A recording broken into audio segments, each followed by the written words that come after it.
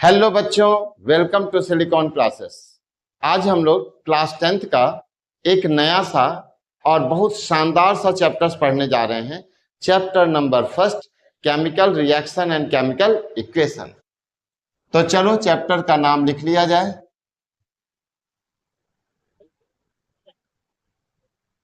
Chapter first, chemical reaction and equation.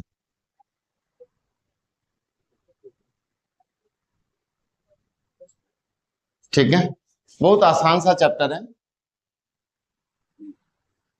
सबसे पहली बात, केमिकल रिएक्शंस क्या होता है।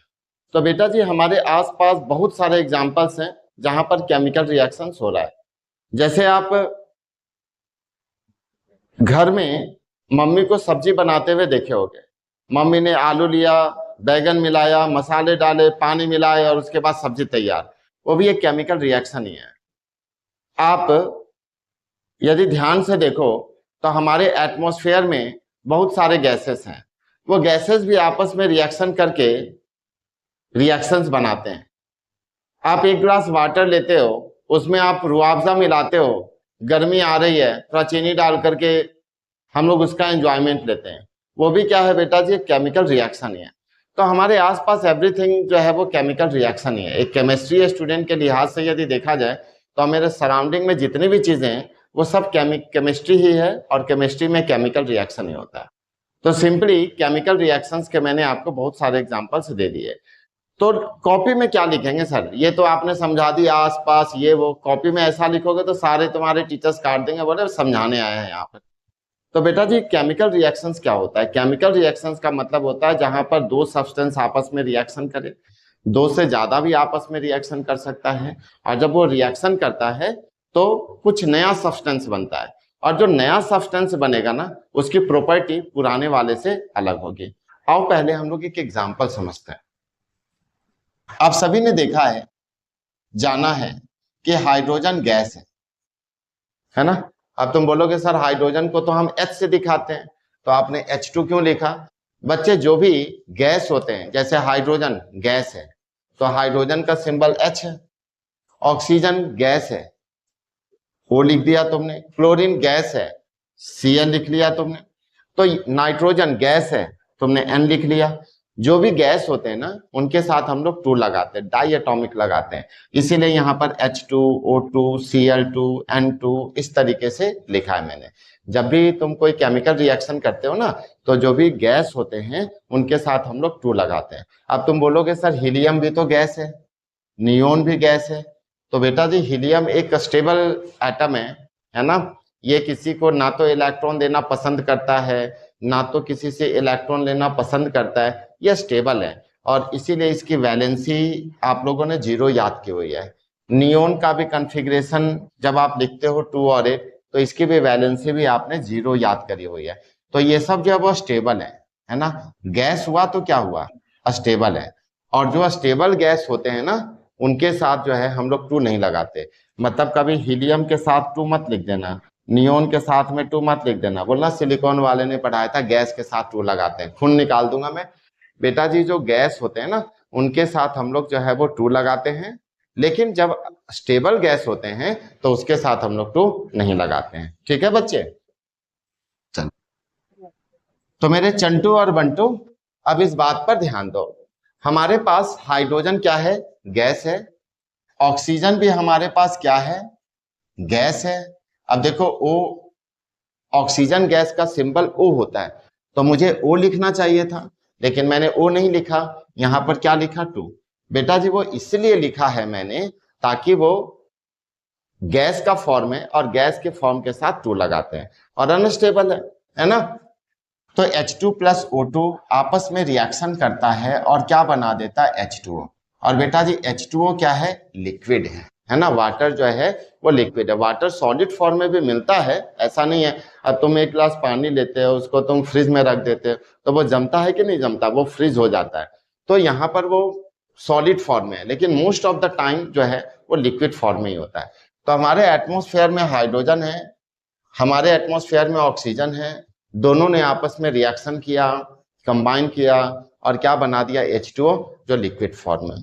तो केमिकल रिएक्शन का मतलब यही होता है कि दो सब्सटेंस आपस में रिएक्शन करें, दो सब्सटेंस आपस में रिएक्शन करें या दो से ज्यादा भी सब्सटेंस आपस में रिएक्शन करें और रिएक्शन करने के बाद कुछ नया सब्सटेंस बनाए। तो जो नया सब्सटेंस बनाएगा ना, उसकी प्रॉपर्टी पुराने वाले से अलग होगी। जैसे देखो यहाँ पर एक सब्सटेंस हाइड्रोजन, दूसरा सब्सटेंस ऑक्सीजन, दोनों ने रिएक्शन किया और एक नया सब्सटेंस बना दिया H2O। अब H2O की जो प्रॉपर्टी है ना, वो लिक्विड फॉर्म में है, जबकि ऑक्सीजन गैस है, हाइड्रोजन भी गैस है। तो इसकी प्रॉपर्टी अब पुराने वाले से क्या हो गई, बिल्कुल अलग हो गई। इसी को हम कहते हैं केमिकल रिएक्शन। तो क्या केमिकल रिएक्शन का डेफिनेशन हम ऐसा लिख सकते हैं, व्हेन टू और मोर substance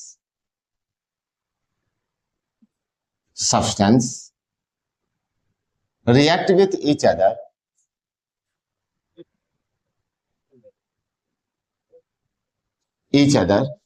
and form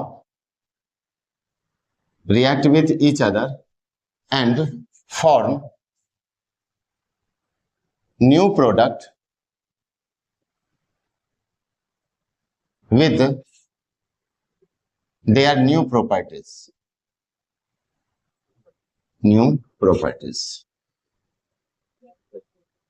is called combination reaction, sorry, is called chemical reaction। Combination तो आएगा बच्चे अभी, केमिकल रिएक्शन। तो ये हमारे पास केमिकल रिएक्शंस का क्या है, एक डेफिनेशन है। इस डेफिनेशंस को लिखिए और स्कूल में जब टेस्ट होगा तो उसमें 1 आउट ऑफ 1 मार्क्स ले आइए, है कि नहीं। और ये इसका क्या हो गया, एक एग्जाम्पल हो गया। ऐसे बहुत सारे एग्जाम्पल्स लिखे जा सकते हैं। इस चैप्टर्स में हम लोग को बहुत सारे रिएक्शंस लिखने, वो सब के सब केमिकल रिएक्शंस के अंदर ही हमारे पास आएंगे। ये तो जस्ट एक समझाने के लिए मैंने आपको एग्जाम्पल बता दिया, और मैंने पहले कह दिया हमारे आसपास सारे क्या होते हैं बेटा जी, केमिकल रिएक्शंस ही होते हैं। आई होप आपको केमिकल रिएक्शंस का मतलब समझ में आ गया होगा। बच्चे केमिकल रिएक्शन जो होते हैं ना, वो कई तरीके का होता है। केमिकल रिएक्शन जो है वो कई तरीके का होता है। तो जब आप और बड़ी क्लासेस में आओगे, 11th क्लास में जाओगे, 12th क्लास में जाओगे, जब आप ग्रेजुएशन करोगे, मास्टर्स डिग्री करोगे, तो वहां पर केमिस्ट्री में रिएक्शंस के टाइप जो है आपको डिफरेंट मिलेंगे। आप अभी काफी छोटे क्लास में हो, ठीक है। नहीं सर 10th में हम सीनियर हैं। बेटा जी सीनियर तो हो, लेकिन क्लासेस वाइज तुम क्या हो, अभी भी छोटे हो। तो 10th क्लास में जो है कुछ लिमिटेड केमिकल रिएक्शंस के बारे में पढ़ना है, वो हम लोग यहाँ पर डिस्कस करेंगे। तो मैंने यहां पर लिखा टाइप ऑफ केमिकल रिएक्शन। कौन कौन से केमिकल रिएक्शन है सर, हमें क्या क्या पढ़ना है। तो बच्चे एक केमिकल रिएक्शन है पहला, जिसे हम लोग कहते हैं कॉम्बिनेशन रिएक्शन। एक दूसरा रिएक्शन है जिसे हम कहते हैं डीकॉम्पोजिशन रिएक्शन।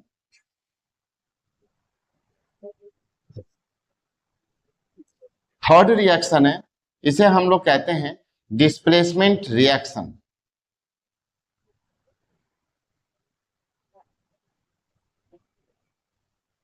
एक फोर्थ रिएक्शन है जिसे हम लोग कहते हैं डबल डिस्प्लेसमेंट रिएक्शन।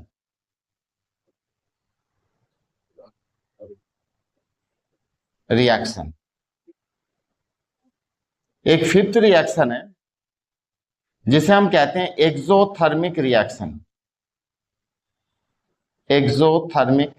रिएक्शन को देखो ऐसे लिख दिया मैंने। एक सिक्स्थ है हमारे पास एंडोथर्मिक रिएक्शन। और बेटा जी एक और रिएक्शन है जिसे हम कहते हैं रेडॉक्स रिएक्शन। तो ये 7 टाइप्स के आपके पास केमिकल रिएक्शन है, combination, decomposition, displacement, double displacement reaction, exothermic reaction, endothermic reaction और redox reaction.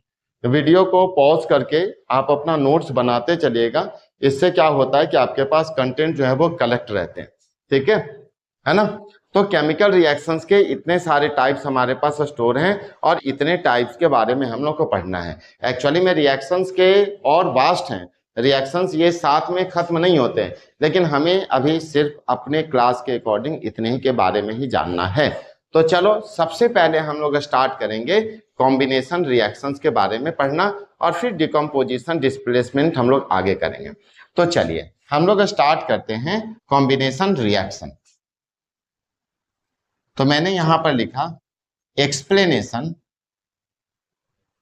Of combination reaction.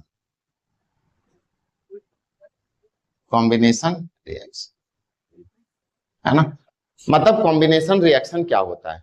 तो बेटा जी कॉम्बिनेशन रिएक्शंस को समझने से पहले एक छोटा सा एग्जांपल हम लोग समझते हैं।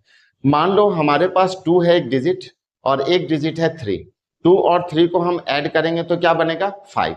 तो 2 और 3 अलग अलग था, अलग अलग डिजिट था, दोनों मिल गया 5 बन गया। 5 प्लस 3, 5 एक डिजिट था, 3 एक डिजिट है, दोनों को ऐड कर दिया, एक नया डिजिट बन गया 8। तो कॉम्बिनेशन का मतलब होता है हमेशा ज्वाइन करना, हमेशा जोड़ देना, दो चीजों को कंबाइन करना। जरूरी नहीं है 2 ही चीज कंबाइन हो, 2 से ज्यादा सब्सटेंस भी होंगे, उसको भी तुम कंबाइन कर सकते हो। और कंबाइन करने के बाद एक ही सिंगल प्रोडक्ट हमारे पास बनना चाहिए, सिंगल, है ना। जैसे मान लो कि सत्यम है और एक बच्चा है बेटा जी सत्यम, और एक का नाम है श्रद्धा। तो सत्यम और श्रद्धा दोनों आपस में मिलते हैं। सर गंदी गंदी बात सिखाते हो आप, है ना। चलो तो बेटा जी हमने क्या किया, यहां पर लिया मैग्नीशियम और यहां पर हमने लिखा ऑक्सीजन, ठीक है। तो मैग्नीशियम ऑक्सीजन के साथ में रिएक्शन कर रहा है, तो एक सब्सटेंस है मैग्नीशियम और एक सब्सटेंस है ऑक्सीजन। अब फिर से ये मत सोचना सर यहाँ ऑक्सीजन का सिंबल तो O होता है, आपने यहाँ पर 2 क्यों लिख दिया। बेटा जी ऑक्सीजन गैस है, डाई एटॉमिक फॉर्म में रहता है, इसीलिए यहाँ पर 2 लिखाया। अब दोनों ने आपस में रिएक्शन किया, तो सत्यम और श्रद्धा के जैसा कुछ नया बनेगा कि नहीं बनेगा। तो बेटा जी नया बना ना, यहां पर क्या बना MgO। अब तुम बोलोगे सर ये कैसे आया, तो बेटा जी Mg की वैलेंसी क्या होती है +2, ऑक्सीजन की वैलेंसी मैंने क्या याद करवाई हुई है आप सभी को -2। ये सब कैंसल होगा, है ना, 2 1 जा 2, ये 1 यहां पर आएगा, ये 1 यहां पर आएगा, Mg1 O1 हो जाएगा। तो हम 1 और 1 लिखते नहीं है, ये हमारे पास क्या हो गया MgO। रिएक्शंस को थोड़ा हम बैलेंस कर लें बच्चे। यहां पर आप देख रहे हो कि ऑक्सीजन 2 है और यहां पर हमारे पास ऑक्सीजन कितना है 1। देखो ये 1 है और ये 1 है, तो 1 × 1 हमारे पास एक ही ऑक्सीजन तो हुआ। तो यहां पर हम ऐसा करते हैं 2 लगा देते प्यार से, है ना। तो 2 को 1 से मल्टीप्लाई करेंगे तो ऑक्सीजन कितना हो जाएगा 2। तो इसीलिए यहाँ पर 2 और 2 ऑक्सीजन यहाँ पर इक्वल हो गए। मैग्नीशियम कितना है यहाँ पर 2, यहाँ पर हम कितना लगा देंगे 2। तो बेटा जी यहाँ पर भी मैग्नीशियम जो है वो अच्छी तरीके से बैलेंस हो गया। तो कॉम्बिनेशन का यही मतलब तो मैंने बोला था कि जैसे ही 2 चीजें आपस में मिलती हैं एक नया सब्सटेंस जो है वो मिलता है, ठीक है। जैसे सत्यम और श्रद्धा मिले और दोनों मिलकर के बातचीत करें, हमेशा तुम लोग उल्टा ही सोचते हो भाई। तो दोनों जो है रिएक्शंस करें और एक नया सब्सटेंस का जो है वो फॉर्मेशन कर देते हैं, यही है हमारे पास कॉम्बिनेशन रिएक्शन। तो कॉम्बिनेशन रिएक्शन में तुम ऐसा कह सकते हो ना कि जब भी 2 सब्सटेंस या 2 से ज्यादा सब्सटेंस जब आपस में रिएक्ट करते हैं तो एक नया सब्सटेंस बनता है, और जो नया सब्सटेंस बनता है बेटा जी उसी को हम लोग कहते हैं, जो सिंगल प्रोडक्ट बनता है हमारे पास में उसी को कॉम्बिनेशन रिएक्शन कहते हैं। 2 मिलकर के एक बनाएगा या 3 मिलकर के एक बनाएगा, दैट इज कॉम्बिनेशन रिएक्शन। अच्छा मैग्नीशियम रिबन के बारे में ना एक बहुत ही इंटरेस्टिंग बात है। मैग्नीशियम रिबन मैं तुम लोग को दिखाऊं कैसा होता है, शायद मेरे पास रखा हुआ हो, यस ये मैग्नीशियम रिबन है। छोटी सी एक्टिविटी अभी क्लासरूम में करवाई थी, देखो ये मैग्नीशियम रिबन है, ठीक है बेटा। इसके ऊपर यदि तुम थोड़ा ध्यान से देखो तो एक ऑक्साइड का परत चमकता हुआ तुम्हें दिख रहा है, ठीक है। तो जब इसे हम लोग जलाते हैं ना तो ये जलता नहीं है, पूरी माचिस खत्म हो जाएगी, एक मोमबत्ती आधा खत्म हो जाएगा, लेकिन ये जो है वो जलने वाला नहीं है। तो इसे पहले ना रगड़ रगड़ के हम लोग साफ करते हैं। पता कैसे साफ करते हैं, तुमने देखा होगा कि अपने घर में जो है ना जब पेंट करने वाले कोई आते हैं जिन्हें पेंट करवाना होता है घर को, तो पहले सैंड पेपर से जब वो रगड़ रगड़ के साफ करते हैं। अच्छा चलो वैसा नहीं देखे हो, घर में कभी कपड़े वगैरह तो साफ करे हो ना, मम्मी कभी बोलती हो कि दिन भर बस केवल यहाँ वहां घूमता, जा कपड़े साफ कर। तो ब्रश लिए और ब्रश से कपड़े को रगड़ रहे हो, तो बेटा इस सैंड पेपर से भी हम इसको ऐसे ही रगड़ते हैं, ठीक है। सैंड पेपर वही दीवार में पेंट वगैरह हटाने के लिए हम लोग उसको यूज करते हैं। तो हमारे पास सैंड पेपर तो नहीं है, हम कोई भी नॉर्मल पेपर लेकर के इसको खूब रगड़ेंगे, ठीक है। तो इससे इसका जो शाइनिंग सरफेस है ना बच्चे पार्टी, इसके ऊपर का ये वाला जो लेयर है, ये बिल्कुल व्हाइट चमकता हुआ जो दिख रहा है, ये मैग्नीशियम ऑक्साइड का लेयर है, ये हट जाएगा। और उसके बाद इसको जब हम जलाएंगे ना तो एकदम मक्खन की तरह फटाक से एकदम जो है वो जल जाएगा। तो आपके पेपर में एक क्वेश्चन पूछा जाता है कि मैग्नीशियम रिबन को जलाने से पहले हम रगड़ कर साफ करते हैं, क्यों? क्योंकि मैग्नीशियम रिबन के ऊपर एक ऑक्साइड का लेयर जमा हुआ होता है, मैग्नीशियम ऑक्साइड का लेयर डिपॉजिट होता है, उसको हम हटाएंगे तब जाकर के जलाएंगे तो वो जल्दी हट पाएगा। अब किसी जगह पर गंदा रहता है तो तुम वहां जाकर ऐसे ही नहीं बैठते हो ना, पहले साफ करते हो, चमकाते हो, कपड़ा गंदा हो जाएगा। तो बेटा भी इसको भी हमें बर्न करना है, तो पहले रगड़ के साफ कर देंगे और उसके बाद जो है इसको बर्न करेंगे तो ये आसानी से जल जाएगा। तो यहाँ पर नोट में आपको एक बात रखनी है ना कि when magnesium ribbon be clean before burning in air, before burning in air, to remove its oxide layer है ना। इसके लेयर को ऑक्साइड लेयर बोलो या फिर मैग्नीशियम के साथ मैग्नीशियम ऑक्साइड लेयर बोलो, यहाँ पर बात एक ही है। तो इसके ऑक्साइड लेयर को हटाने के लिए, मैग्नीशियम के ऊपर जो ऑक्साइड है उस लेयर को हटाने के लिए हम लोग मैग्नीशियम रिबन को बेटा जी पहले क्या करते हैं, क्लीन करते हैं। अच्छा, एक बात और आपको जानना है, मैं इसको जला करके ना दिखा दूंगा, छोटा सा शॉर्ट्स पे बनाऊंगा इस पर, लेकिन एक शर्त है यार, तुम लोग ना वीडियो देखते हो और देखने के बाद में जो है बस थोड़ा सा देख लिया काम हो गया। वीडियो देखो, प्यार से देखो, मैं तो कहता हूं 4 बार देखो और मनोज पांडे के सिलिकॉन क्लासेस का ही वीडियो देखो, और उसके बाद कम से कम अपने जो दोस्त होते हैं उनके पास जो है शेयर कर दो। अच्छा, एक और काम करोगे, तुम लोग खुद से भी लाइक करना, ठीक है। तो बेटा जी एक छोटी सी बात और समझ लो, जब ये जलता है ना तो डेजलिंग फ्लेम बनाता है। डेजलिंग फ्लेम समझते हो क्या होता है? जैसे दिवाली में पटाखे जलाते हो ना, तो जो फुलझड़ी वगैरह जो होती है तो उसके कैसे इस तरीके से छींटे वगैरह जब वो निकलते हैं, तो चारों तरफ जब वो छींटे वगैरह अच्छी तरीके से जब वो निकलते हैं, चारों तरफ जब वो एक्सपेंडेड होते हैं बिल्कुल खतरनाक से, तो जब तुम इस मैग्नीशियम रिबन को भी जलाओगे ना तो काफी अच्छी तरीके से चारों तरफ से जो है वो छींटे वगैरह निकलते रहते हैं। इसी को हम लोग क्या नाम देते हैं? डेजलिंग फ्लेम का नाम देते हैं, ठीक है। मैं एक शॉर्ट्स बना करके डालूंगा, तो मैंने यहां पर लिख दिया it burn with dazzling flame.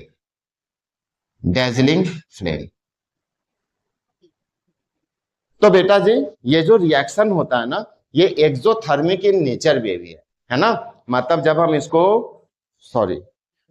हम इसको रिएक्शंस को करते हैं तो इस रिएक्शन से हीट निकलता है, और हीट निकलने की वजह से इसे हम लोग क्या बोलते हैं? Exothermic in nature.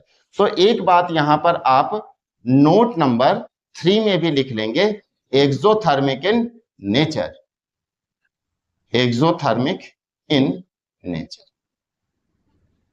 तो कॉम्बिनेशन रिएक्शन से क्या क्या क्वेश्चंस पूछा जाता है मैग्नीशियम के ऊपर में? तो बेटा जी मैग्नीशियम रिबन को जब हम लोग बर्न करते हैं तो बर्न करने से पहले इसके ऑक्साइड के लेयर को हटा देना चाहिए, पहला क्वेश्चन। दूसरा क्वेश्चन बेटा जी ये किस फ्लेम के साथ जलता है? डेजलिंग फ्लेम के साथ में। तीसरा क्वेश्चन, क्या ये कॉम्बिनेशन रिएक्शन है? यस, 2 चीज बर्न हुए और एक नया सब्सटेंस बना। और फोर्थ क्वेश्चन, क्या ये एक्सोथर्मिक है? ऑफ कोर्स ये हमारे पास एक्सोथर्मिक इन रिएक्शंस है और एक्सोथर्मिक ही रहेगा। इसका मतलब कॉम्बिनेशन भी है और एक्सोथर्मिक भी है।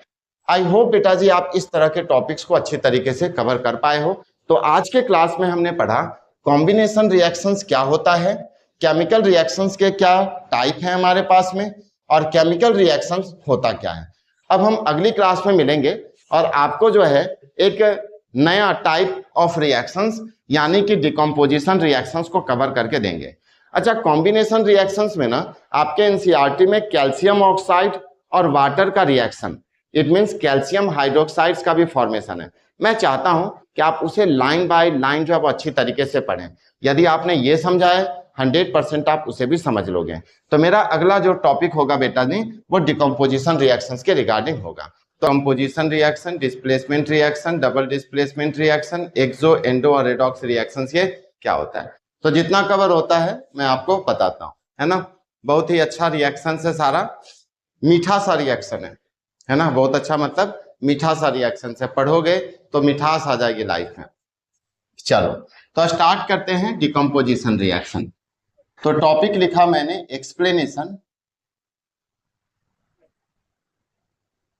Of decomposition reaction.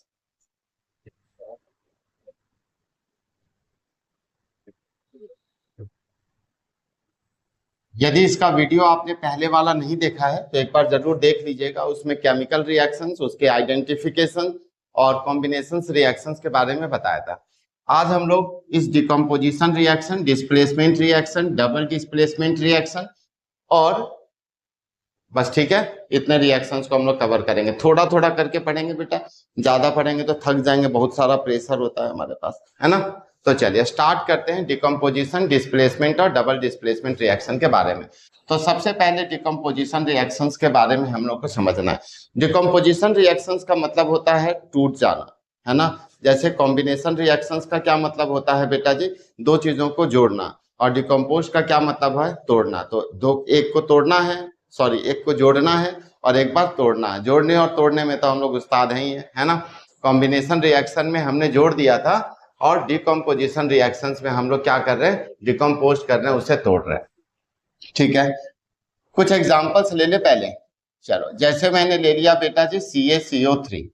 CaCO3 को अगर हम हीट करेंगे तो यहां पर CaO बनेगा और साथ ही साथ हमारे पास CO2 बनेगा, ठीक है। हमने कैल्शियम कार्बोनेट लिया, उसको हमने हीट किया और यहां पर बना कैल्शियम ऑक्साइड और यहां पर बन गया बेटा जी कार्बन डाइऑक्साइड।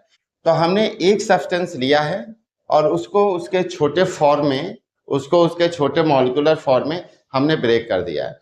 तो जब भी हम कोई एक सब्सटेंस ले और उसका जो ब्रेक होने वाला जो टर्म्स हो वो और कितने पार्ट्स में ब्रेक हो सकता है, टूट सकता है, सिंपलर वंस में जब हम उसे लिख देते हैं तो उसे को डिकम्पोजिशन रिएक्शंस कहते हैं।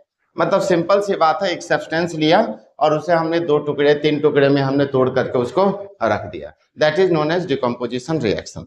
तो मैंने यहां पर इस तरीके से लिखा, the reaction in which one substance splits into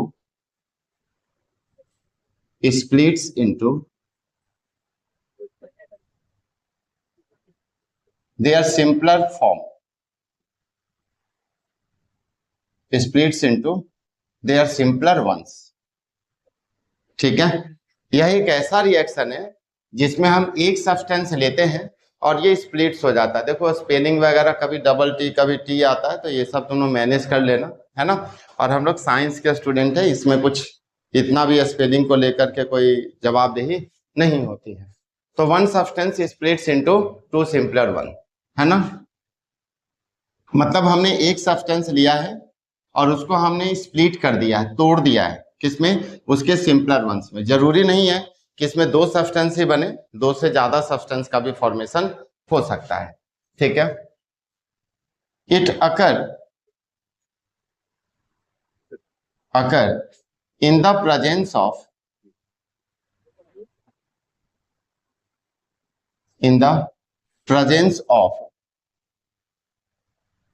she, in the presence of she.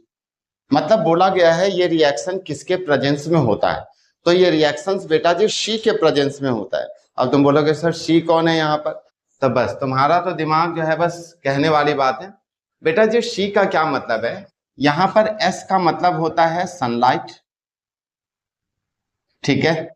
H का क्या मतलब होता है, हीट, और ई का क्या मतलब होता है बेटा जी, इलेक्ट्रिसिटी, है ना। मतलब जब भी ये रिएक्शंस ब्रेक होगा, यानी एक मॉलिक्यूल जब ब्रेक होगा तो वो हमेशा शी के प्रेजेंस में ही ब्रेक होगा। S for sunlight, H for heat, E for electricity. अब इस रिएक्शंस को तुम देखो, इस सब्सटेंस को ब्रेक करने के लिए हमारे पास सनलाइट का नहीं, इलेक्ट्रिसिटी का नहीं, H फॉर हीट का उपयोग किया गया है।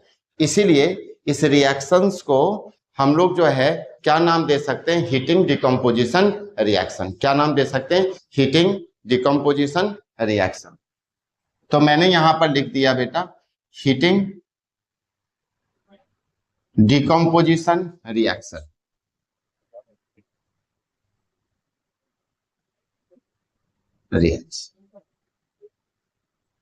ठीक है, इसी को हम लोग ऐसे भी लिख सकते हैं, thermal decomposition reaction. Decomposition reaction, ये जो हीट आप देख रहे हो इसी को दूसरे वर्ड में हम लोग थर्म या फिर थर्मल के नाम से भी जानते हैं। देखो, किसी भी चीज को जब तुम ब्रेक करोगे तो जरूरी नहीं है ना कि उसको ब्रेक करने के लिए एक ही तरीका जो है वो अप्लाई किया जाए। समझ रहे हो? जैसे तुम इतना समझ लो कि तुम्हारे पास एक लकड़ी का पीस है और उस वुडन पीस को तुम ब्रेक करना चाहते हो, उसको तोड़ना चाहते हो, तो वुडन पीस को जो है वो दो पार्ट में अलग करने का कई तरीका हो सकता है। तुम ले गए उसे कारपेंटर के पास में और बोले ये वाली जो लकड़ी है इसको दो पार्ट में करो। कारपेंटर क्या करेगा, अपना जो है वो ब्लेड लगाएगा जिसे हम लोग आड़ी ब्लेड कहते हैं, फटाक से इस तरीके से खट खट खट करके दो हिस्से में कट कर देगा, है ना। एक से तुमने बोला कि भाई इसे दो पार्ट में ब्रेक करना है, बोला इतना कौन काटेगा, हथौड़ी लो और सीधा एक बार मारो टूट जाएगा, उससे भी डिकम्पोज हो जाएगा। तो सबको बेटा जी तोड़ने का अलग अलग तरीका होता है। तुम पढ़ाई करते नहीं हो, तुम्हें मुझसे पढ़ाई करवाना है तो पढ़ाई करने का तरीका अलग अलग हो सकता है। हो सकता है कि मैं तुम्हें प्यार से बोलूं और तुम पढ़ने लग जाओ, जो तुम करोगे नहीं। हो सकता है कि तुम्हें थोड़ा सा डांटा जाए, तुम काम कर लो। हो सकता है कि तुम्हें धमकाया जाए तब तुम पढ़ लो। हो सकता है कोई बच्चा ऐसा है जिसको जो सुबह शाम अगर दो चार नहीं लगा कान के नीचे तो वो पढ़ेगा नहीं। तो बेटा जी ये भी एक तरीका है। तो जिस तरीके से तुम्हें पढ़ाने का अलग अलग तरीका है, उसी तरीके से केमिकल रिएक्शन को ब्रेक करने के लिए भी अलग अलग तरीका हो सकता है। तो यदि किसी केमिकल सब्सटेंस को उसके सिंपलर वंस में ब्रेक करना है तो यदि तुम हीट देते हो तो उसे थर्मल डिकम्पोजिशन कहते हैं, है ना, या फिर उसी को हम लोग हीटिंग डिकम्पोजिशन कहते हैं। उसी तरीके से बेटा जी अगर हमने एक मटेरियल्स लिया है, एक सब्सटेंस लिया है जैसे कि H2O, जैसे कि H2O। अब H2O जब ब्रेक होता है ना तो ये H2 प्लस O2 में डिकम्पोज होता है। ब्रेक होना डिकम्पोज होना एक ही है सब। तो यहाँ पर H2O को जब तुम लोग डिकम्पोज करोगे दो पार्ट में तो यहाँ पर E फॉर इलेक्ट्रिसिटी की जरूरत पड़ती है, इलेक्ट्रिसिटी की जरूरत पड़ती है। और इसीलिए इस रिएक्शंस को हम लोग इलेक्ट्रोलिटिक डिकम्पोजिशन रिएक्शंस कहते हैं। डिकम्पोजिशन रिएक्शंस कहते, ठीक है। तो सी में तुम्हें H का मतलब पता चल गया, हीट के प्रेजेंस में डिकम्पोज होना। E का मतलब पता चल गया, इलेक्ट्रिसिटी के प्रेजेंस में ब्रेक होना। उसी तरीके से बेटा जी S फॉर जो है वो सनलाइट होता है। सनलाइट के प्रेजेंस में भी हम लोग मॉलिक्यूल सब्सटेंस को जो है वो ब्रेक कर सकते हैं। आइए एक छोटा सा एग्जांपल से लेते हैं। अच्छा, ये रिएक्शंस हमारे पास बैलेंस नहीं है ना, बैलेंस कर लिया जाए। जैसे यहाँ पर आप देख रहे हो ऑक्सीजन 2 है, यहाँ पर आप देख रहे हो कि 1 × 1 हमारे पास ऑक्सीजन 1 है। तो इसको 2 करने का क्या तरीका है, यहाँ पर हम 2 लगा देंगे तो 2 × 1 2 ऑक्सीजन हो गए, यहाँ भी 2 ऑक्सीजन हो गए। लेकिन हाइड्रोजन की बात यहाँ पर बिगड़ गई है, यहाँ पर 4 हाइड्रोजन हो गया और यहाँ पर 2 हाइड्रोजन है। तो ऐसा करते हैं यहाँ पर 2 और लगा देते हैं सो दैट कि हाइड्रोजन भी जो बैलेंस हो जाए। तो इस रिएक्शंस को हम लोग इलेक्ट्रोलिटिक डिकम्पोजिशन रिएक्शंस कहेंगे। उसी तरीके से बेटा जी एक रिएक्शंस हमारे पास है AgBr। हम चाहते हैं कि इसको भी ब्रेक करें, हम चाहते हैं इसको भी ब्रेक करें, इसे भी हम लोग इसके सिंपलर फॉर्म में जो है वो बना दें। तो यहाँ पर AgBr को यदि ब्रेक करना है तो ये Ag और प्लस में Br2 में ये ब्रेक हो जाएगा, डिकम्पोज हो जाएगा। रिएक्शंस को बैलेंस करने के लिए आप देख रहे हो यहाँ पर ब्रोमीन है, बस यही है, fluorine, chlorine, bromine, nitrogen, oxygen सब डाई मॉलिक्यूल्स फॉर्म में रहते, गैस होते हैं, इसीलिए मैंने यहाँ पर 2 लगाया हुआ है और कोई बात नहीं। तो यहाँ पर भी मैंने इस तरीके से 2 लगा दिया। ऐसा करने से ब्रोमीन को तो हम बैलेंस कर पाए हैं, लेकिन सिल्वर यहाँ पर बैलेंस नहीं है और इसलिए मुझे यहाँ पर भी 2 लगाना पड़ेगा। अब ये केमिकल रिएक्शन बैलेंस हो गया। इस रिएक्शंस को यदि देखा जाए तो ये सनलाइट के प्रेजेंस में ब्रेक होता है और इसीलिए इस रिएक्शंस को हम लोग सनलाइट डिकम्पोजिशन रिएक्शंस का नाम देते हैं। सनलाइट डिकम्पोजिशन रिएक्शंस का नाम देते हैं। इसी रिएक्शन को फोटोलाइटिक भी कहते हैं, यानी photolytic decomposition reaction, decomposition reactions का नाम देते। आई होप आपको डिकम्पोजिशन रिएक्शंस का मतलब समझ में आ गया होगा कि यदि आप कोई सब्सटेंस लेते हो और उसे दो पार्ट या दो से ज्यादा पार्ट यानी सिंपलर फॉर्म में ब्रेक करते हो तो उसे हम लोग डिकम्पोजिशन रिएक्शंस का नाम देते हैं। डिकम्पोजिशन रिएक्शंस के अंदर जितने भी रिएक्शंस होते हैं बेटा जी, उसको ब्रेक करने के लिए हमारे पास शी वर्ड का उपयोग किया जाता है। शी में एस का मतलब सनलाइट है, एच का मतलब हीट होता है और ई का मतलब इलेक्ट्रिसिटी होता है। शी दीजिए और सब्सटेंस को ब्रेक कर दीजिए। यदि आप शी का एस देते हैं यानी सनलाइट देते हैं तो सनलाइट डिकम्पोजिशन रिएक्शंस होगा। यदि आप शी का एच देते हैं इसका मतलब है कि हीटिंग डिकम्पोजिशन देंगे, और यदि ई का नाम देते हैं तो इलेक्ट्रोलाइटिक डिकम्पोजिशन रिएक्शंस का हम लोग नाम देंगे। अब यहाँ पर एक बात आपको और ध्यान रखना है कि ये जो फोटोलाइटिक डिकम्पोजिशन रिएक्शन है, ये जो सनलाइट डिकम्पोजिशन रिएक्शन है, इस रिएक्शन का बेटा जो यूज होता है black in white photography, used in black and white photography में। चलो सर, टॉपिक तो हमें समझ में आ गया, बताओ क्वेश्चन क्या क्या मिलेंगे पेपर में। तो बेटा जी पहला क्वेश्चन कि what are the difference between combination reaction and decomposition reaction. तो कॉम्बिनेशन रिएक्शन में हम दो सब्सटेंस को जोड़ते हैं, एक नया सब्सटेंस बनता है। डिकम्पोजिशन रिएक्शन में हम लोग एक सब्सटेंस लेते हैं और उसे दो पार्ट या दो से ज्यादा पार्ट में ब्रेक करते हैं। It means you can say that in combination reaction two और more substance react with each other and form a single product with their new properties. And decompositions में आप ऐसा लिखोगे बेटा जी, in decomposition reaction one substance splits in their simpler form. It occurs in the presence of sunlight, it occurs in the presence of heat, it occurs in the presence of electricity. और बेटा जी कभी कभी ऐसा भी question पूछा गया है कि आपको ये वाला रिएक्शंस लिख दिया जाएगा, ये रिएक्शंस लिख दिया गया, ये रिएक्शंस लिख दिया गया, ये रिएक्शंस लिख दिया गया, और यहाँ पर एक रिएक्शंस नीचे लिख दिया गया C+O2, मान लेते हैं ये रिएक्शंस नंबर 4 है, राइट। और आपसे पूछा गया कि बताइए इस चार में से कौन है जो डिकम्पोजिशन रिएक्शन का एग्जाम्पल नहीं है। तो बेटा जी ये वाला जो एग्जाम्पल मैंने लिखा ये डिकम्पोजिशन रिएक्शन का एग्जाम्पल नहीं है, क्योंकि यहाँ पर दो सब्सटेंस ऐड किए गए और एक नया सब्सटेंस यहाँ पर बना है। इट मीन्स एक क्वेश्चन मल्टीपल चॉइस क्वेश्चन के फॉर्म में भी हो सकता है। बच्चे एक क्वेश्चन ये भी पूछा गया है कि फोटोलाइटिक डिकम्पोजिशन रिएक्शन और सनलाइट डिकम्पोजिशन रिएक्शन है ना, इसका कोई रिएक्शंस लिख करके दिखाइए या फिर इसका यूज लिख करके दिखाइए। तो रिएक्शंस के लिए जो है आप ये लिख सकते हो और यूज के लिए इसका यूज आप लोग जो है वो ब्लैक एंड व्हाइट फोटोग्राफी में कर सकते हो। तो डिकम्पोजिशन रिएक्शन में इतने ही क्वेश्चन बन सकते हैं बेटा जी, इससे ज्यादा कोई क्वेश्चन पूछा गया नहीं है। पहला क्वेश्चन कॉम्बिनेशन और डिकम्पोजिशन के बीच में डिफरेंस।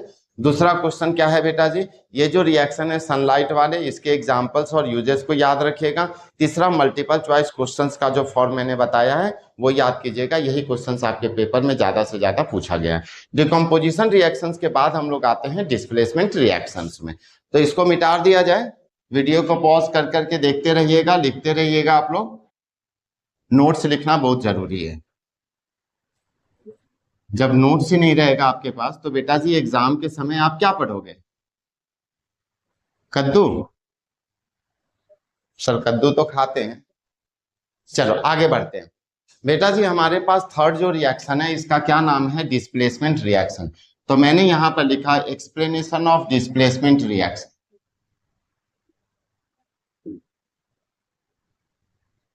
डिस्प्लेसमेंट रिएक्शन बच्चे, डिस्प्लेसमेंट रिएक्शंस आप तभी समझ पाएंगे जब आपको ये पता होगा कि आपके पास आसपास बहुत सारे मेटल हैं और उस मेटल्स की एक रिएक्टिविटी सीरीज है।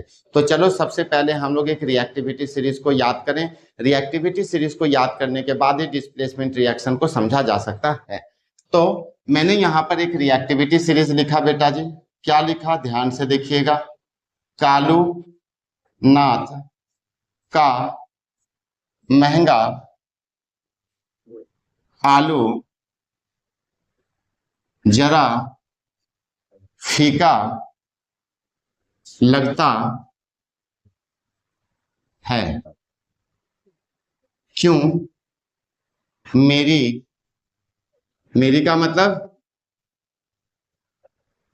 बकलोल, सिल्वर गोल्ड, सिल्वर, ध्यान से सोचो। तो ये हमारे पास बेटा जी क्या है, रिएक्टिविटी सीरीज है। इस रिएक्टिविटी सीरीज का क्या नाम है, इस रिएक्टिविटी सीरीज का फ्रीजिंग कोटेशन क्या है, कैसे आप याद करेंगे, तो इसको आपको याद करना होगा। कालू नाथ का महंगा आलू जरा फीका लगता है। बेटा जी कभी कभी यहाँ पर फीका के साथ में ना सा भी लगा दो, जरा फीका सा लगता है, क्यों मेरी सिल्वर गोल्ड। आइए इसका मतलब समझते हैं। कालू का मतलब होता है बेटा जी के, और के का मतलब पोटेशियम आप सभी को याद करवाया गया है।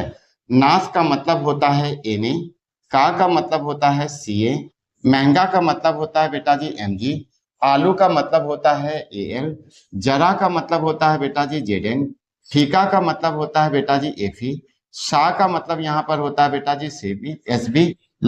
सुनो ना, इस सा को हटा दो यार, जरूरत नहीं पड़ेगी, ठीक है। लगता का मतलब है हमारे पास Pb, है का मतलब है हमारे पास हाइड्रोजन, क्यों का मतलब हमारे पास होता है कॉपर, मरी मेरी का मतलब होता है Hg मर्क्यूरी, सिल्वर का मतलब होता है बेटा जी Ag, गोल्ड का मतलब होता है बेटा जी Au। इसके आगे भी है हमारे पास प्लेटिनम वगैरह, बट इसकी जरूरत हमें पड़ेगी नहीं, जो आपके अकॉर्डिंगली था उसको मैंने अच्छी तरीके से सेटअप करके लिख दिया है। तो डिस्प्लेसमेंट रिएक्शंस लिखने के लिए आपको इस बात की समझ होनी चाहिए कि ये रिएक्टिविटी सीरीज आपको याद होना चाहिए, है ना। रिएक्टिविटी सीरीज क्या है बेटा, कालू नाथ का महंगा आलू जरा फीका लगता है, क्यों मेरी सिल्वर गोल्ड। इससे आप सभी एलिमेंट का एक सिंबलिक फॉर्म याद कर सकते हो, और जब आपको सिंबल फॉर्म याद हो जाएगा तो आप आसानी से एक दूसरे के साथ में पेपर में अरेंज कर सकते हो। अच्छा, इसका मतलब क्या हुआ बेटा जी, सपोज दैट आपको पोटेशियम और सोडियम दो एलिमेंट दिया गया है, और आपको बोला गया है कि बताओ पोटेशियम और सोडियम दोनों में से कौन है जो एनवायरनमेंट में जल्दी से रिएक्शन कर लेगा, तो आप क्या नाम दोगे, पोटेशियम का, है ना। आपसे पूछा जाए सोडियम और एल्युमिनियम में कौन ज्यादा रिएक्टिव है, रिएक्टिव का मतलब होता है झगड़ालू, झगड़ा करना, तुरंत रिएक्शन करना। जैसे मान लो एक क्लास में 4-5 बच्चे रहते हैं, है ना, उसमें से 4-5 में से एक की आदत होती है थोड़ा सा कुछ हुआ नहीं, यूं धड़ाम धड़ाम इधर उधर लग गए। तो बेटा जी यहाँ पर भी कुछ ऐसा ही है, ये रिएक्टिविटी है। ये जितने भी एलिमेंट है ना, उसमें से पोटेशियम सबसे जल्दी झगड़ा करने के लिए तैयार होता है, रिएक्शंस करने के लिए तैयार होता है। यदि आपको सोडियम मिल जाएगा, जिंक मिल जाएगा, तो बताओ दोनों में कौन जल्दी से रिएक्शन कर लेगा, सोडियम जल्दी रिएक्टिव होगा in compare to the zinc. ये इस रिएक्टिविटी सीरीज का मतलब। अब बेटा जी हम लोग इस रिएक्टिविटी सीरीज के अकॉर्डिंग डिस्प्लेसमेंट रिएक्शन को समझ सकते हैं, है ना। अच्छा, इसके लिए ना एक छोटा सा मैं आपको स्टोरी और बता देता हूं, आपके लिए वो ज्यादा आसानी होगी। मान लो बेटा जी यहां पर राम और सीता, राम नहीं यहां राजू कर देते हैं, मान लो यहां पर राजू और यहां पर सीता दोनों एक साथ एक बेंच पर बैठे हुए हैं, है ना। दोनों बड़े अच्छे दोस्त हैं, राजू और सीता दोनों एक साथ एक बेंच पर बैठे हुए हैं, और यहाँ पर राम है। यहाँ कौन है बेटा जी, राम है। देख रहे हो राम कितना खतरनाक बना रहा है। चलो इसके बाल वाल इस तरीके से कर दे, थोड़ा सा पावर में दिखेगा, है ना। तो ये बेटा जी कौन है, राम है। राम चाहता है कि वो सीता के साथ बैठे, राम चाहता है कि वो सीता के साथ बैठे। तो राम यदि ज्यादा पावरफुल होगा तभी तो यहाँ पर आएगा, राजू को एकदम धड़ाम धड़ाम दो चार देगा, एकदम पावर में एकदम बोलेगा हटो मुझे सीता के साथ बैठना है। और राजू यदि कमजोर हो जाएगा तो हट जाएगा, और राम और सीता जो है वो दोनों एक साथ बैठ जाएंगे। तो थोड़ी देर के बाद में ऐसा ही देखने को मिला, राम और सीता दोनों एक साथ बैठ जाते हैं, और राजू जो है बेचारा अलग हो जाता है। तो मुझे एक बात बताओ, ये राम इस सीता के साथ तभी बैठ पाया जब ये राम क्या था, ज्यादा रिएक्टिव था। इट मीन्स क्या था बेटा जी, ज्यादा पावरफुल था, ज्यादा स्ट्रांग था। अगर ये कमजोर रहता और जा करके बोलता मुझे सीता के साथ बैठना है, तो राजू इसका खून निकालता कि नहीं, है ना। यानी राम जो है वो सीता के साथ नहीं बैठ पाएगा। इस एग्जाम्पल से मैं तुम्हें ये बताने की कोशिश कर रहा हूं कि यहाँ पर राम जो है वो राजू से ज्यादा पावरफुल है, इसलिए इसको हटाता है और फिर सीता के साथ में यहाँ पर बैठ जाता है। तो यहाँ पर भी कुछ ऐसी ही बातें हैं बेटा जी। मैंने एक एग्जाम्पल लिया है यहाँ पर, जैसे Na, और यहाँ पर मैंने लिया है ZnCl2। आप इसे कुछ ऐसा समझिए कि ZnCl2 यानी जिंक क्लोराइड जो बना है वो यहाँ पर राजू और सीता है, और ये जो Na आप देख रहे हो ये यहाँ पर कौन है बेटा जी, राम है। समझ रहे हो? अब तुम इस रिएक्टिविटी सीरीज को देखोगे, यहाँ पर सोडियम है और यहाँ पर हमारे पास जिंक है। तो मुझे बताओ तो सोडियम और जिंक ज्यादा में से कौन रिएक्टिव है? तो आप बोलोगे यस सर सोडियम ज्यादा रिएक्टिव है। बस बेटा जी कुछ करना ही नहीं है, इस सोडियम को और इस क्लोरीन को जो है इस तरीके से मिला दो। तो सोडियम यहाँ पर है और क्लोरीन यहाँ पर है ना। यहाँ पर +1 का चार्ज, यहाँ पर -1 का चार्ज, दोनों ने रिएक्शन किया, क्या बन गया, NaCl। तो बेटा जी ये राम और सीता दोनों एक साथ बैठ गए, यानी सोडियम क्लोराइड बन गया। और जिंक जो है बेचारा कमजोर सा था, जिंक को हम लोग अलग कर देते। क्या बात समझ में आती है ना? चलो एक और एग्जांपल करें बेटा, चलो कर लेते हैं। सर आप करवाओ तो जितना बोलोगे उतना कर लेंगे। चलो इस बार मैंने यहाँ पर कैल्शियम को ले लिया है, ठीक है, और यहाँ पर बेटा जी मैंने Fe2O3 को ले लिया है, Fe2O3 यानी आयरन ऑक्साइड, ठीक है। अब मैं तुमसे पूछूं कि यहाँ कैल्शियम है और यहाँ पर आयरन है, दोनों में से कौन ज्यादा रिएक्टिव है? तो तुम यही तो बोलोगे सर कैल्शियम ज्यादा रिएक्टिव है ना। तो हमने यहाँ पर कैल्शियम को ले लिया और यहाँ से इस ऑक्सीजन को ले लिया। तो कैल्शियम और ऑक्सीजन यदि एक साथ रिएक्शन करता है बच्चा, तो दोनों क्या बन जाता है, CaO। तो यहाँ पर हमने लिख लिया कैल्शियम ऑक्साइड, है ना। और ये बेचारा आयरन कमजोर सा था, इसको हमने कर दिया यहाँ से सेपरेट आउट। तो यदि इस रिएक्शंस को देखा जाए तो इन दोनों में ये है हाईली रिएक्टिव एलिमेंट, और ये लेस रिएक्टिव जो मेटल है जैसे जिंक और आयरन रेस्पेक्टिवली, उसको अलग कर देता है और उसके बाद रिएक्शंस में खुद से जो है वो अपनी जगह बना लेता है। ऐसे रिएक्शंस को हम लोग डिस्प्लेसमेंट रिएक्शंस कहते हैं। तो एक वैसा रिएक्शन जिसमें highly reactive element less reactive element को उसके कंपाउंड में से हटा देता है, वैसे रिएक्शंस को हम लोग डिस्प्लेसमेंट रिएक्शंस का नाम देते हैं। तो चलो एक डेफिनेशन भी लिख दिया जाए। In this reaction highly reactive element, highly reactive element, highly reactive metal कर देता हूं बेटा, highly reactive metal displace less reactive metal from their compound, from their, मतलब एक वैसा रिएक्शन जिसमें हाईली रिएक्टिव जो मेटल होते हैं बेटा जी, वो लेस रिएक्टिव मेटल को उसके कंपाउंड में से क्या कर देते हैं, हटा देते हैं। वैसे रिएक्शंस को हम लोग डिस्प्लेसमेंट रिएक्शंस कहते हैं। डिस्प्लेसमेंट रिएक्शन बच्चे तुम लोग तभी बना पाओगे ना जब इस रिएक्टिविटी सीरीज का जो फ्रीजिंग कोटेशन है वो तुम्हें याद हो। तुम्हें ये पता चलना चाहिए कि कौन सा मेटल ज्यादा रिएक्टिव है और कौन सा मेटल लेस रिएक्टिव है, तभी तो तुम उसको जो है वो हटा पाओगे। बात समझ में आती है ना? ठीक है। चलो अब देखो बेटा जी, आपके पेपर में एक इंपॉर्टेंट क्वेश्चन आता है, यहां से इसको ध्यान से देखना। मैंने एक रिएक्शन लिखा है Fe और प्लस में यहां पर CuSO4 है। यहां पर आयरन ज्यादा रिएक्टिव मिलेगा, कॉपर आपको कम रिएक्टिव मिलेगा। आयरन कॉपर को डिस्प्लेस कर देगा और आयरन और SO4 यदि रिएक्शन करता है तो FeSO4 बनता है और प्लस में Cu मिलता है। आपको मैं बता दूं कि ये जो कॉपर सल्फेट होता है वो एक सॉल्यूशन है जो ब्लू कलर का दिखता है। कॉपर सल्फेट सॉल्यूशन कैसा दिखता है बेटा जी, नीले कलर का दिखता है, बहुत प्यारा सा खूबसूरत सा कलर है ना। और आयरन जो है एक मेटल है, और मेटल जो होता है ना बच्चे वो शाइनी सरफेस में होता है। आपने पढ़ा होगा, एक तक कभी याद करा होगा मेटल्स की प्रॉपर्टी। तो मेटल की जो प्रॉपर्टी होती है ना वो शाइनी होती है, मेटल्स का जो सरफेस होता है वो शाइनी होता है। तो ये जो लोहे की जो किल है, ये जो मेटल है, इसको हम कॉपर सल्फेट सॉल्यूशन में जब हम लोग ऐड ऑन करते हैं ना तो क्या होता है कि कॉपर जो है वो लेस रिएक्टिव है तो ये अलग हो गया। थोड़ी देर के बाद में ये जो ब्लू कलर है ना, ये किसमें चेंज हो जाता है? फेड हो जाता है। फेड का मतलब तुम इसको ऐसे समझो कि जैसे मान लो तुम नया नया शर्ट खरीद करके लाते हो, एकदम पहनते हो, बिल्कुल बहुत मजा आ जाता है, लेकिन कुछ हफ्ते के बाद, कुछ महीने के बाद में उसका कलर जब वो डल हो जाता है, बोलते हैं यार बहुत अच्छा लाया था, चमकता हुआ, दुकान वाले ने ठग लिया है। तो ऊपर से कलर उसका हम बोलते हैं फेड हो गया है, मतलब धुंधला सा हो गया, खराब सा होने लगा। तो the colour of copper sulphate solution becomes change blue to fade. दूसरी बात क्या है बेटा जी, आयरन का जो सरफेस होता है ना, वो शाइनी होता है।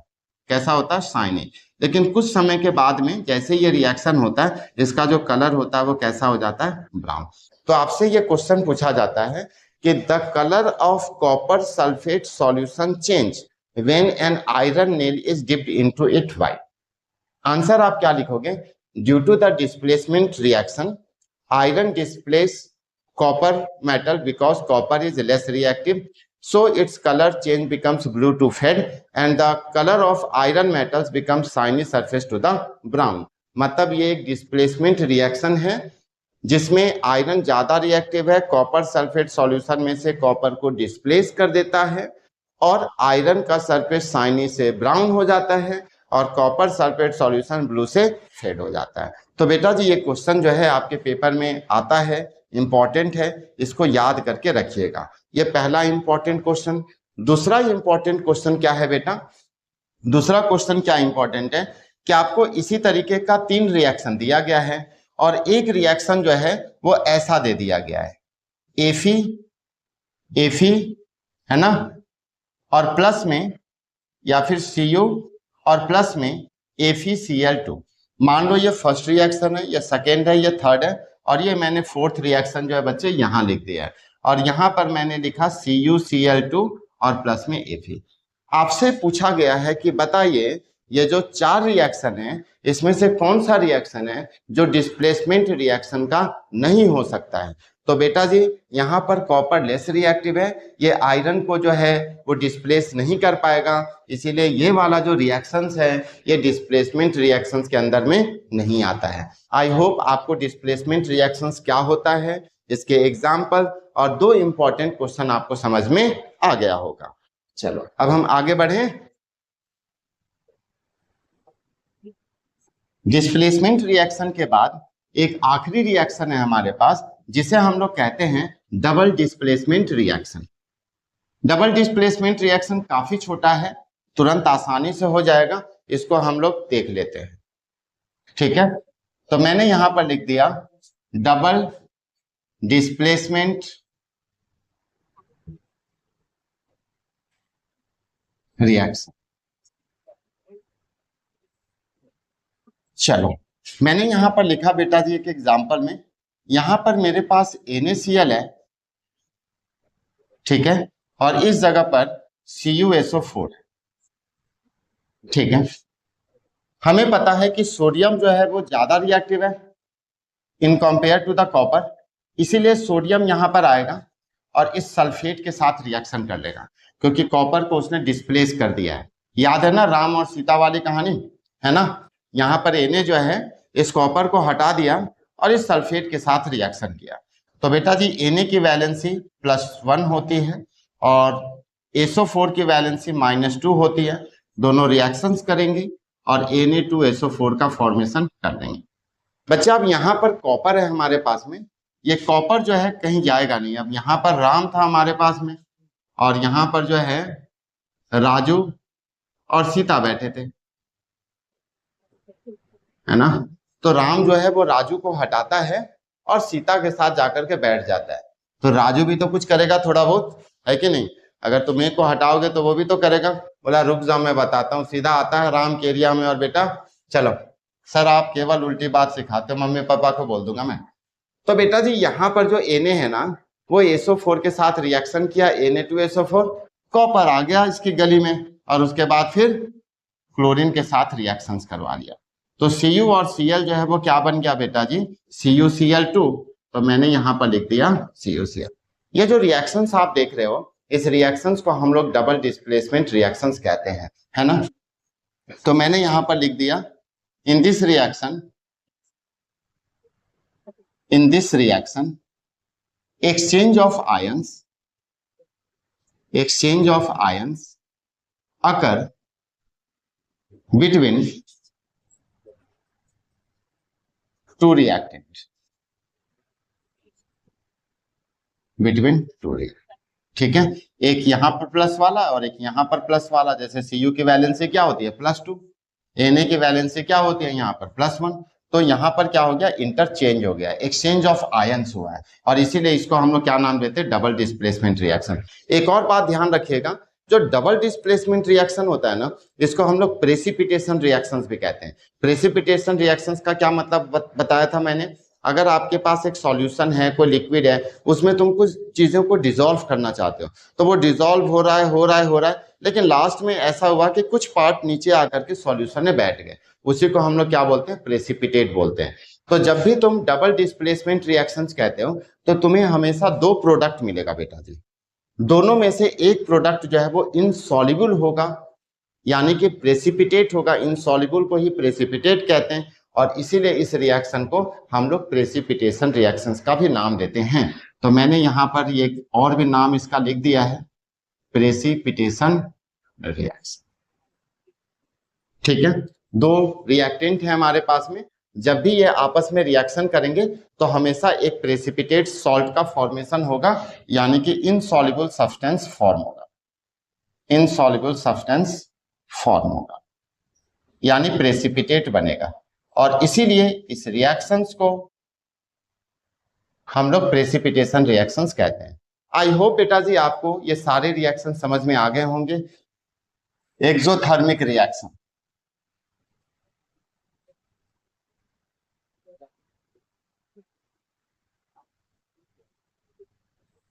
अच्छा एक्सो का मतलब समझते हो तुम लोग, और थर्मिक का मतलब, थर्मिक का मतलब होता है थर्म, डिकम्पोजिशन रिएक्शंस में भी इस बात को बताया था। थर्मिक का क्या मतलब होता है, थर्म, और थर्म का मतलब होता है हीट, और एक्सो का क्या मतलब होता है बेटा जी, एग्जिट, बाहर। आपने देखा होगा कि आपके घर में जो किचन है, उस किचन में आप जो है, आपके घर में एक एग्जॉस्ट फैन लगाया हुआ है, तो वहां पर क्या लिखा हुआ था, एग्जॉस्ट, है ना, एग्जॉस्ट बाहर निकालता है वो हीट को, इसीलिए उसका नाम एग्जॉस्ट पड़ा हुआ है। उसी तरीके से यहाँ पर लिखा हुआ एक्सोथर्मिक, इसका मतलब ये थर्म यानी हीट को क्या करेगा बेटा जी, एक्स करेगा, बाहर निकालेगा। बोलते ना एक्स है हमारा, छोड़ दिया है, बस वही चीज है बेटा जी, हीट को बाहर निकालता है, ठीक है। बड़े समझदार है सर हम, आगे बढ़ो आप, सब समझ में आता है। तो चलो ये है हमारे पास बेटा जी एक्सोथर्मिक रिएक्शन, तो थर्म को हमें बाहर निकालना है। तो वैसा कोई भी रिएक्शंस जिसमें से हीट बाहर निकलता है, वैसे रिएक्शंस को हम लोग क्या बोलते हैं, एक्सोथर्मिक रिएक्शंस का नाम देते हैं। कुछ एग्जांपल ले लेते हैं हम लोग। C6H12O6 प्लस में O2, ये क्या बनता है बेटा जी, CO2 प्लस में H2O, और प्लस में लिखा होता है हीट। इसीलिए एक वैसा रिएक्शन जिसमें से हीट बाहर की तरफ निकलता है, वैसे रिएक्शंस को हम लोग क्या बोलते हैं बेटा जी, एक्सोथर्मिक रिएक्शंस का नाम देते हैं, है ना। तो ऐसा लिखा जा सकता है, the reaction in which heat energy evolved is called exothermic reaction। एक वैसा रिएक्शन जिसमें से हीट बाहर की तरफ निकलता हो, वैसे रिएक्शंस को हम लोग एक्सोथर्मिक रिएक्शंस कहते हैं। और फॉर एग्जांपल रेस्पिरेशन, आपके बुक में रेस्पिरेशन का एक एग्जांपल दिया हुआ है। क्या होता है बेटा रेस्पिरेशन, समझते हो तुम लोग? देखो जो भी हम खाते हैं ना, रोटी सब्जी दाल, है ना, वो हमारे बॉडी के अंदर जब जाता है तो वो ग्लूकोज में फॉर्म होता है। किसमें चेंज होता है? ग्लूकोज में। और ग्लूकोज का फॉर्मूला क्या है? C6H12O6। जब हम ऑक्सीजन लेते हैं, वो ऑक्सीजन हमारे बॉडी के अंदर जाता है, और जो ग्लूकोज हमारे बॉडी के अंदर प्रेजेंट है उसके साथ रिएक्शंस करता है, और रिएक्शंस करने के बाद इवॉल्व करता है कार्बन डाइऑक्साइड, वाटर वेपर और साथ ही साथ हीट एनर्जी। और हीट रिलीज होने की वजह से ही रेस्पिरेशन को हम लोग एक्सोथर्मिक रिएक्शंस कहते हैं। आपके पेपर में ये 2 मार्क्स का क्वेश्चन आता है, कभी 1 मार्क्स कभी 2 मार्क्स। ठीक है, क्वेश्चन क्या होता है कि ऐसे पूछ देगा कि इसी तरीके से एक रिएक्शन से लिख देगा 1 2 3 4 और बोलेगा बताओ इसमें से कौन सा एक्सोथर्मिक रिएक्शंस का एग्जांपल है। तो देख लेना लास्ट में हीट लिखा हुआ हो तो एक्सोथर्मिक रिएक्शंस के एग्जांपल में आप टिक कर देना, मार्क्स मिल जाएगा। दूसरा क्वेश्चन 1 मार्कर में रीजनिंग में पूछा जाता है कि why respiration is an example of exothermic reaction. Answer में क्या लिखोगे? Because in this reaction heat energy evolve. और कभी कभी 2 नंबर का क्वेश्चन पूछा जाता है बेटा जी, what is exothermic reaction, right its example. तो सिर्फ रेस्पिरेशन मत लिखना बच्चा, इसके रिएक्शंस को भी लिख देना। मैं ये मान करके चल रहा हूँ कि जो भी रिएक्शंस यहाँ पर बैलेंस नहीं है वो सारे रिएक्शन जो है बैलेंसिंग आपको सिखा दी होगी, आप उसको जरूर कर रहे होगे। ठीक है, ये आपकी प्रैक्टिस के लिए छोड़ा जाता है। सर हम तो बच्चे हैं, हमें छोड़ दो, खुद से भी कुछ सीखा करो। चलो एंडोथर्मिक रिएक्शंस आते हैं बेटा जी। एंडो का मतलब होता है अंदर आना, एक्स बाहर, एन अंदर, एक्स बाहर और एन अंदर। तो एंडोथर्मिक का मतलब होता है एक वैसा रिएक्शन जिसमें पहले हम हीट एनर्जी देते हैं और तब जाकर के रिएक्शंस होता है। फोटोसिंथेसिस इसका एग्जांपल है। प्लांट खाना बेटा जी तभी बना पाएगा, प्लांट फोटोसिंथेसिस तभी कर पाएगा जब उस प्लांट को मिलेगा हीट। और प्लांट को हीट कहाँ से मिलता है? तो ये प्लांट है और ये सन से आ रहा है इस तरीके से हीट मिला, प्लांट ने अपना खाना पीना बनाना स्टार्ट कर दिया और उसी के बनाए हुए खाने पीने की चीजों पर हम डिपेंड रहते हैं। तो फोटोसिंथेसिस एंडोथर्मिक रिएक्शंस का एक अच्छा एग्जांपल है, क्योंकि प्लांट फोटोसिंथेसिस तभी करेगा जब उसको मिलेगा हीट एनर्जी। तो हमने यहां पर लिखा in this reaction heat energy required. इस रिएक्शन में हीट एनर्जी की क्या होती है बेटा जी? जरूरत पड़ती है। एग्जाम्पल में हम लोग क्या लिख देंगे? Photosynthesis, photosynthesis. ठीक है, समझ में आती है बच्चे? चलो अगला जो रिएक्शन है उसका क्या नाम है? Redox reaction.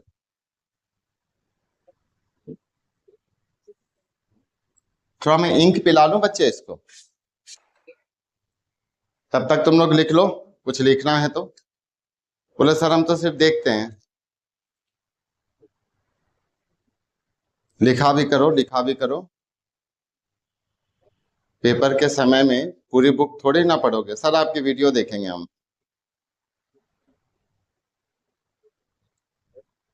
मैं तो कहता हूं मेरी वीडियो को ही देखा करो।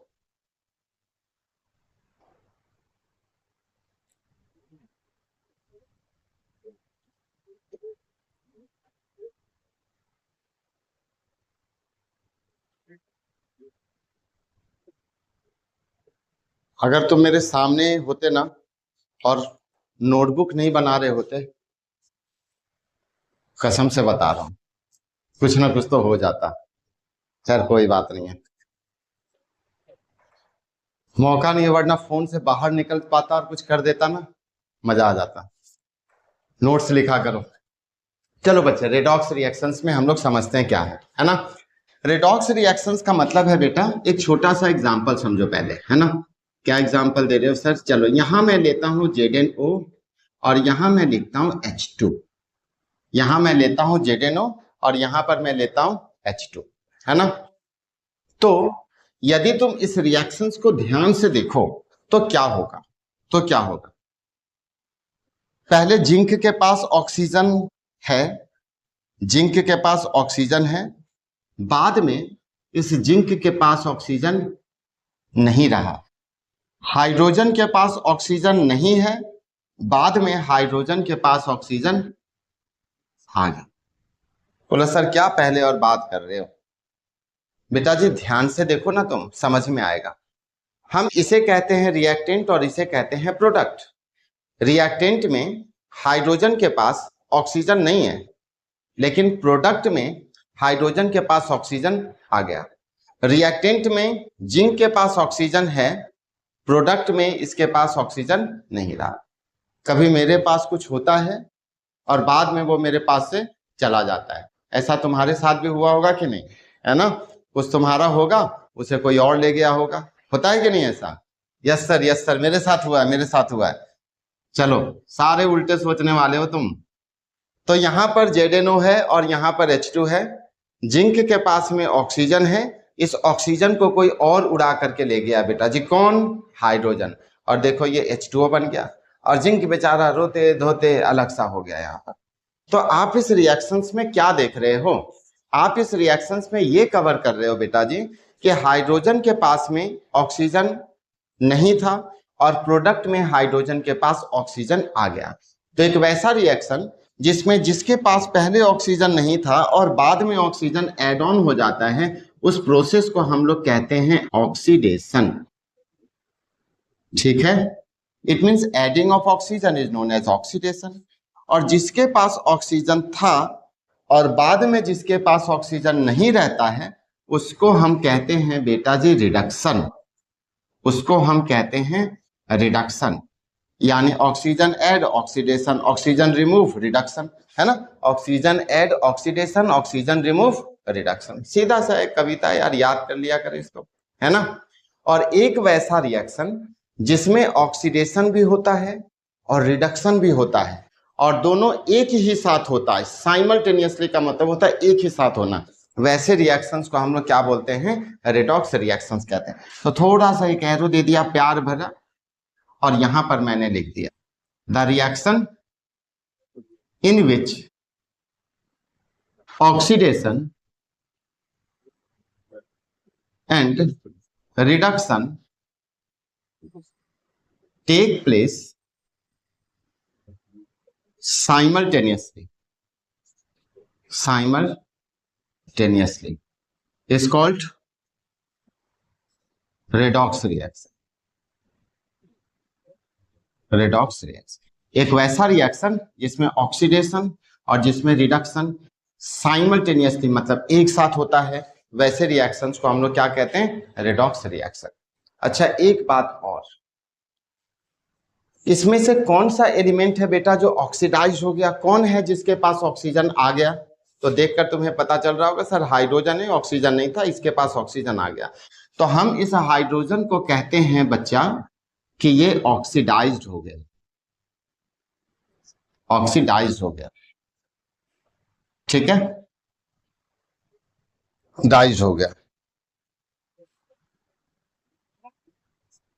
और कौन ऐसा है जिसके पास से ऑक्सीजन गायब हो गया, यानी रिडक्ट हो गया, रिमूव हो गया?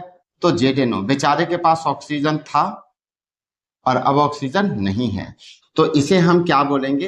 रेड्यूस्ड हो गया। बेटा जो ऑक्सीडाइज्ड होता है ना, ऑपोजिट, इसको रेड्यूसिंग एजेंट कहते हैं। और जो रेड्यूस्ड होता है ना, उसे हम लोग ऑक्सीडाइजिंग एजेंट कहते हैं। उल्टा। ठीक है, तो अब तुम बोलोगे सर रेडॉक्स रिएक्शंस में तो इतनी सारी चीजें होंगे, क्वेश्चंस कैसे आएंगे? बच्चा इसी तरीके से एक रिएक्शन लिख देगा, CuO प्लस में H2, यहां दे दिया गया Cu, यहां दे दिया गया H2O। जिसके पास ऑक्सीजन नहीं था उसके पास ऑक्सीजन आ गया, ऑक्सीडेशन का पता करने बोलेगा। जिसके पास ऑक्सीजन था अब नहीं है, रिडक्शन लिखने के लिए बोलेगा। पूछा जाएगा कौन सा एलिमेंट ऑक्सीडाइज हो रहा है? हाइड्रोजन। कौन सा रेड्यूस्ड हो रहा है? Copper oxide. और रेड्यूसिंग और oxidising agent.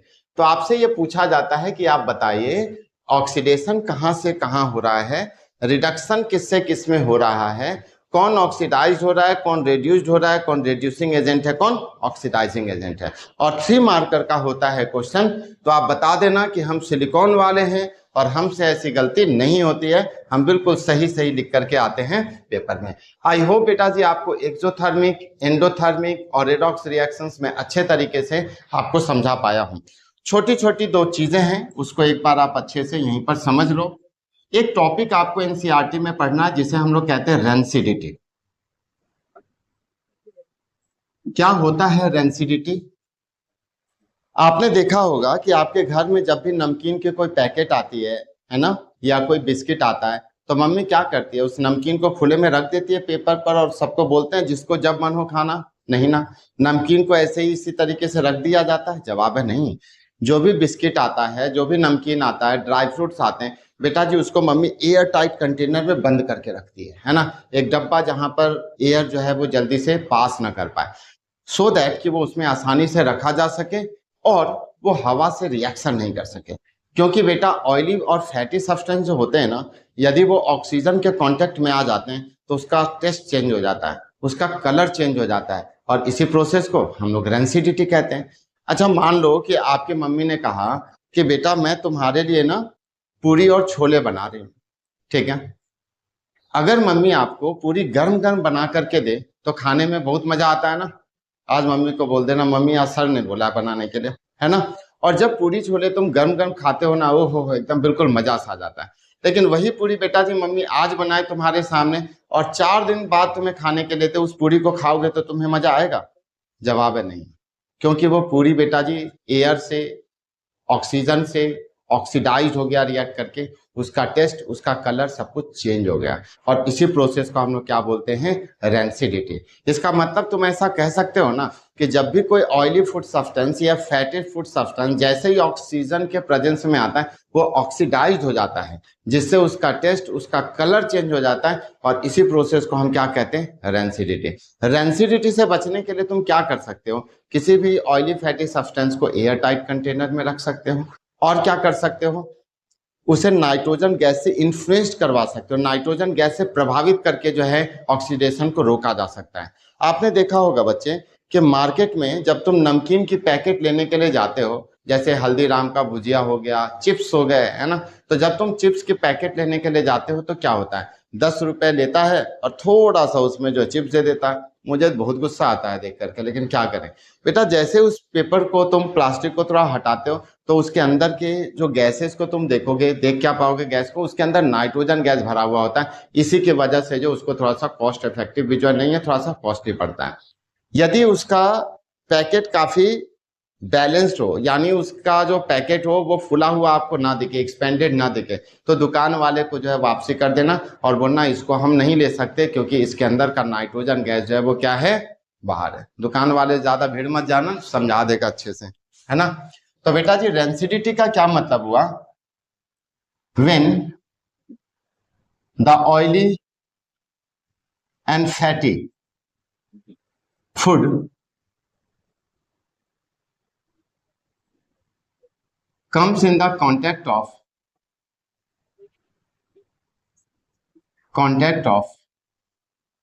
air, they become rancid, या they becomes oxidized, which causes its color, taste change, है ना। इसी को हम लोग क्या बोलते हैं? रेंसिडिटी। प्रिवेंशन, कैसे प्रिवेंट कर सकते हो बेटा जी? कैसे प्रिवेंट कर सकते हो? तो ऑयली या फिर fatty food kept in air tight container, उसे एयर टाइट कंटेनर में रख दीजिए, उससे जो है वो प्रिवेंट हो जाएगा। दूसरा बेटा जी यहां पर क्या है एक तरीका? Influenced with nitrogen gas, influenced with nitrogen. तो यही है इस चैप्टर्स की कहानी रेंसिडिटी के लिए। और एक टॉपिक बेटा जो छोटा सा लिखा हुआ है कोरोजन, उसको आप पढ़िएगा एक बार एनसीईआरटी लाइन बाय लाइन, बहुत ज्यादा नहीं है। जितने भी मेटल्स होते हैं जैसे सिल्वर होता है, गोल्ड होता है, आयरन है, ये सब जैसे ही एयर के कांटेक्ट में आते हैं, वाटर के कांटेक्ट में आते हैं, तो इनके ऊपर का जो लेयर है वो खराब हो जाता है। इसी को हम लोग क्या बोलते हैं बच्चे? कोरोजन का नाम देते हैं, है ना। आपने देखा होगा कि आपके पापा जो है कूलर खरीद करके लाए, बिल्कुल बढ़िया ठंडी ठंडी हवा दे रही है पानी भरने के बाद में, लेकिन जैसे ही 3-4 महीने के बाद में कूलर को निकाल करके हम लोग बाहर रख देते हैं तो हम क्या देखते हैं? उस कूलर पर जो है वो पेंट जो है वो उसका हट गया। बिल्कुल खराब दिखने लग जाता है। लोहे का दरवाजा हो, मोटरसाइकिल हो, साइकिल हो, इन सभी में जंग लगा हुआ आप देखते हो। उसी तरीके से बेटा जी सिल्वर होता है, चाहे गोल्ड होता है, चाहे कॉपर होता है, इनके ऊपर के लेयर में भी जंग लगते हैं, है ना। ये भी ऑक्सीजन से, एयर से रिएक्ट करते हैं, वाटर से रिएक्ट करते हैं, और इनके ऊपर का सरफेस जो है वो खराब होता है, और इसी प्रोसेस को हम लोग क्या कहते हैं, कोरोजन। जैसे सिल्वर है, सिल्वर जो होता है चांदी, चांदी की जो ज्वेलरी होती है, सिल्वर की जो ज्वेलरी होती है बेटा जी, उसके ऊपर सिल्वर सल्फाइड का लेयर जम जाता है, जिसकी वजह से जो हम कहते हैं कि वो कोरोड हो गया है। कॉपर का जो बर्तन होता है उसके ऊपर कॉपर कार्बोनेट का लेयर छा जाता है, तो हम कहते हैं कि वो भी जो है वो कोरोड हो गया है। आयरन के ऊपर, लोहे के ऊपर आयरन ऑक्साइड का लेयर जम जाता है, जिसकी वजह से वो ब्राउन दिखता है, और इसी की वजह से हम कहते हैं कि वो कोरोड हो गया है। आयरन पर कोरोड होना एक रस्टिंग का फिनोमिना माना जाता है। तो आई होप आपको केमिकल रिएक्शंस एंड इक्वेशंस मैंने पूरा पढ़ा दिया है। अच्छे तरीके से पढ़िए, नोट्स बनाइए, समझिए। कुछ डाउट्स होता है तो आप कमेंट सेक्शन में जरूर लिखिए। यदि आपको लगता है कि वीडियो में आपको कुछ और भी टॉपिक समझने के, आप उसको टाइप कीजिए। मेरे साथ जितना भी समय मुझे मिलेगा मैं 100% उस पर आपके लिए बेटा जी वीडियो बना दिया करूंगा। तो थैंक यू, आज के क्लास में इतना ही।